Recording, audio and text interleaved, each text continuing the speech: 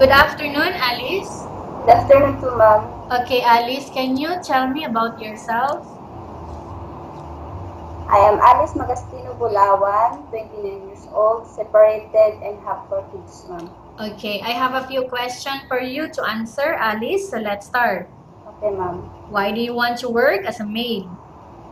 I want to work as a maid because I want to earn money and for my future of my kids, children, ma'am. Why you choose Malaysia when there is a lot of other country? I choose Malaysia because it is an open country and I think the country is good and the people is good too, ma'am. Okay, how are you qualified for this job? I am qualified for this job because I am an honest person and a patient person, ma'am. Okay, tell me about your working experience before. My working experience before is weaving, ma'am. Okay, may I know what your educational level is? My educational level is college level, ma'am. I'm undergraduate, ma'am. Okay, have you worked abroad before? No, ma'am. Do you have experience of taking care of babies? Yes, ma'am, because I am the one who taking care of my 4 kids. Okay. How about elderly? No, ma'am, but I'm willing to learn, ma'am. Do you have any other special skills? Yes, ma'am, weaving. Are you willing to learn new skills? Yes, ma'am, I'm willing to learn. Are you willing to work with a family where the mother-in-law or any relatives stay together? Yes, ma'am. Currently, are you still working now? Yes, ma'am. Working as? As a weaving, ma'am. Okay. Weaver. Do you know how to cook? Yes, ma'am. What sort of food can you cook? Filipino, ma'am.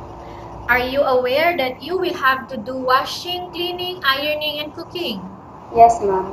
From all the house chores that I mentioned to you just now, which do you like most? Cooking, ma'am. If ever you were selected to work in Malaysia, who will take care of your kids? My parents, ma'am. You are not allowed to use handphone during working hours. Yes, ma'am. You are only allowed to use handphone after you finish all the works and when going to bed. Yes, ma'am. Okay, you are strictly needed to surrender the handphone to your employer in the morning and your employer will return back to you once you're going to bed. Yes, ma'am.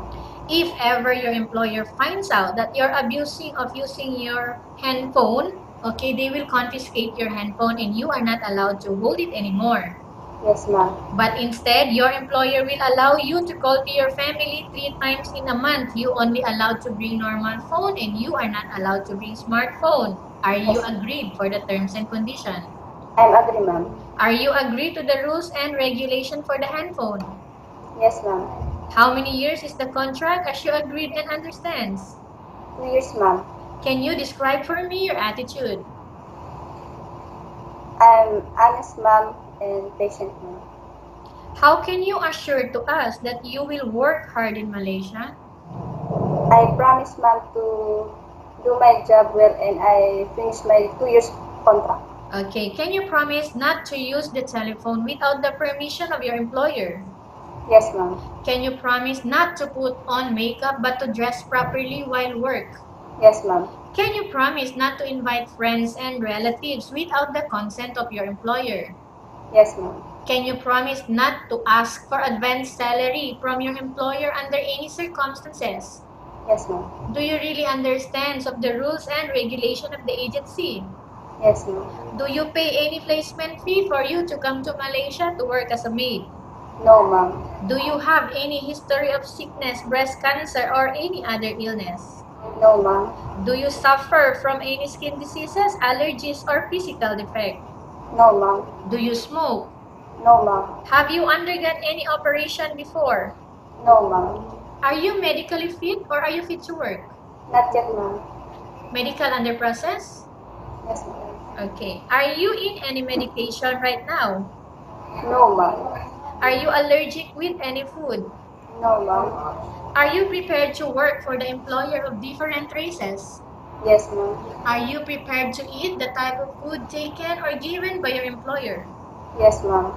Are you afraid of being left alone in the house? No, ma'am. Are you afraid of dogs or other pets?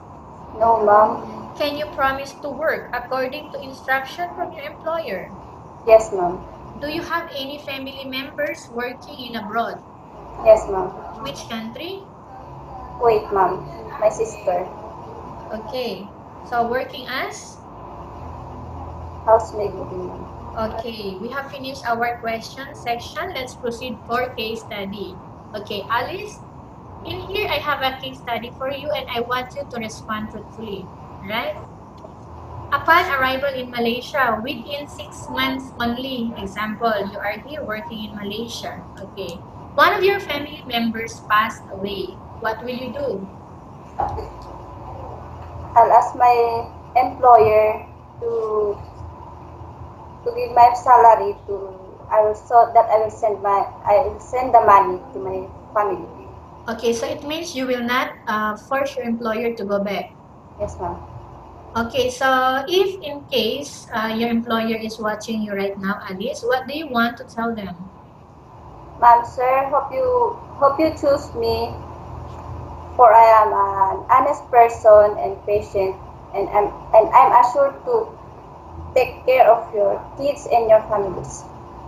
Okay, again, tell us about yourself, Alice. I am Alice Magastino Bulawan, 29 years old, separated, and have 4 kids. And why do you want to work in Malaysia as domestic helper?